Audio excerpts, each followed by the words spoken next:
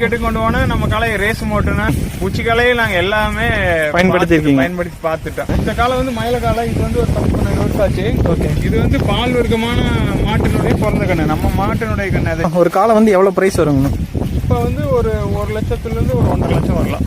1.5 லட்சம் இல்ல, எல்லா கலருக்குமே அதே ரேட்டு தானுங்களா? இதுல என்ன, இந்த தும்மல் கொம்பு வந்து டி விட்டமின் உற்பத்தி பண்ணி அதனோட உடம்புக்குள்ள பாஸ் பண்ணும். ஜெர்சியா ஹெச்எப்க்கு வந்து அந்த பால்லயே தான் அந்த நச்சு வந்து வெளியில வர்றதுனால அந்த பாலுக்கும் இந்த பாலுக்கு ஏகப்பட்ட வித்தியாசம் இருக்கு. நம்மகிட்ட வந்து மொத்தம் மேட்டிங்காக 3 காளைகள் இருக்கு இல்லைங்களா? 5 காளைக்கு இருக்கு. 5 காளை 2 காட்டில் நிக்குது. ஓகே, பெரிய காளை 3 காளை இருக்கு. சார்ஜ்னு பார்க்கும்போது எவ்வளவு? காளைக்கு வந்து 1000 ரூபா ஒன்றரை, மயில காளைக்கு 1000 ரூபா ஒன்றரை, செவல காளை வந்து இலவசமான ஃப்ரீயாவே பண்ணிடுறீங்க. லாபகரமா இருந்ததுன்னா எல்லாருக்குமே வளர்த்தலாம்ங்கிற ஒரு விருப்பம், ஆசை இருக்கு. கண்டிப்பா ரேட் குறையும் காட்டி நம்ம சரி இது எதுக்கு அந்த அளவுக்கு பழக முடியல. சரி சரி, எவ்வளவு வளர்த்தாலும் அந்த முட்டுறதுங்கிறது வருது இல்லைங்களாண்ணா?